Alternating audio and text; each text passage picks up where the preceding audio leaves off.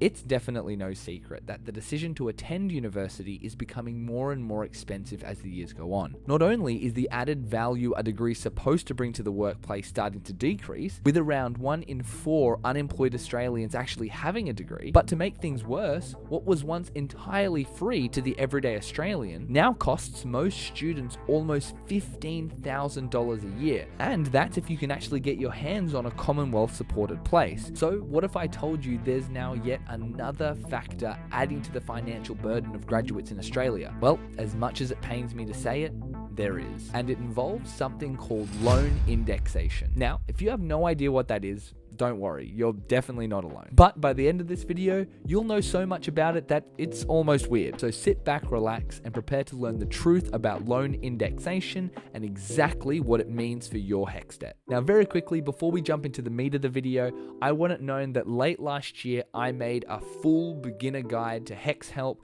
how you apply for it, how it's charged, how you pay it off, and anything else you may need to know if you've got HECS debt yourself or you're about to sign up for a help loan. So if any of you are interested in watching that video after this one, I'll put a link in the description section below. And while you're down there, if you have the time, just quickly tap that subscribe button and the notification bell to make sure that you don't miss out on any of our future uploads. Now, let me just quickly pop in here and say, for the purposes of this video, HECS, fee help, and help loans are all synonymous. In real life, they basically work in the same way. There are a few differences in terms of who's eligible, what degrees they apply to, and whatnot. But for the purposes of this video, they all technically are the same thing. Okay, so for those of you who have watched my previous video, you'll know that I do mention loan indexation very briefly, and that it's definitely not a new system. So you may be thinking, why are we talking about it now? Has something changed? And the answer to that question is kind of yes and no. But before we get into that, let's just quickly lay the groundwork for those of you who have no idea what loan indexation means. Think about it like this. When you go to university or get any sort of education, it costs money. You need money to build the buildings, you need money to pay for the equipment and materials, and you need money to pay the staff.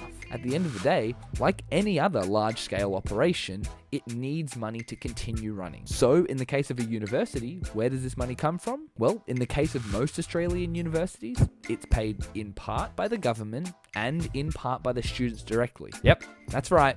You and me. Now you may be thinking, I'm going to university right now and I haven't sent the university any money. And while that could very well be true if you're on a full ride scholarship, for the vast majority of students, what's actually happening is the government has loaned you money in the form of a help loan in order to help you cover your portion of the tuition fees. And you can bet your bottom dollar the government plans on getting that money back and some. Now, I don't want to give off the wrong idea. Compared to other countries' student loan systems, we have it pretty good here in Australia from the perspective of the student. But at the end of the day, help loans aren't free money. And while the government won't charge you a traditional interest rate on these loans, they do have a system in place to ensure that they earn a little bit of return from lending you money, which, as you can probably guess, is loan indexation.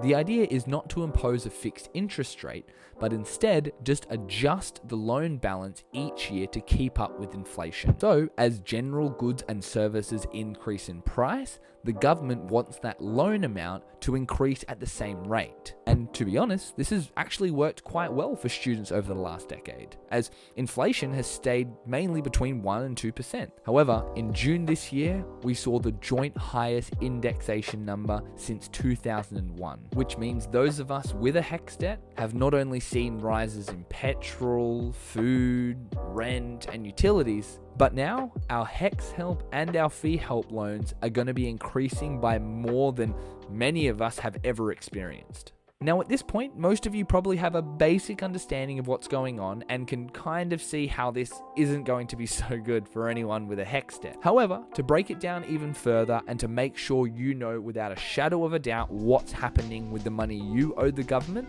let's do something that I love to do, which is go through an example. And to make sure it's super clear, let's use the real indexation numbers given to us by the government. Let's say it's May 31st, 2022. Our hypothetical graduate, who we'll call Joe, after all is said and done, has racked up a total HECS debt of $40,000. Let's also assume that up until now, Joe hasn't made any payments towards this debt, and because they graduated in 2020, will no longer be adding any tuition fees to the debt either. It's now one day later, June 1st, 2022, and the indexation number has been released. It's 3.9%, which means Joe's total debt at this point in time is now $41,560. But if we continue with this example, let's say that over the last 12 months, Joe's annual income was $55,000 a year. This would mean, based on the HELP loan repayment table, that Joe is now required to pay 2% of their income towards the HECS debt, which come tax time would mean Joe made a payment of $1,100 towards the debt, reducing the total debt to $40,460. However, by June 1st, 2023, if we assume the index amount stays at 3.9% and Joe's income stays the same, then Joe's debt will jump to $42,037.94, meaning even though Joe made a payment of $1,100 towards the debt, Joe's now even further from paying all of it off than they were last year. Now, in reality, no one knows what inflation's going to do. And as scary as it is, it's not unheard of for indexation to go as high as 8 and 4.6%, which is what happened in 1990 and 1991. But it's definitely not all doom and gloom. The Reserve Bank of Australia does have tools which are used to keep inflation in check. And generally speaking, the RBA will aim for inflation of between 2 to 3% over the long term. And if they are able to achieve those targets, it won't be such horrible news for our HECS debt. Now, if this has got you thinking about what options there may be for you to try and address your loan debt, there really are only 3 main things you can do. Number 1, if you're currently studying or planning on studying in the future, please make sure that you at least consider the financial aspect of the options that you're looking into. Because believe me, I know the temptation when you can just pop it onto a HECS loan to completely ignore it. But if you simply take the time to look into it, see how much it's going to cost, see if there are any alternatives or even scholarships to help with the financial burden, you'll soon realize how just 1 hour of research now can save you tens of thousands of dollars in the future. The second thing you can do is consider making voluntary repayments towards your debt. Now, as you're looking into this, please remember that there definitely is no one-size-fits-all approach.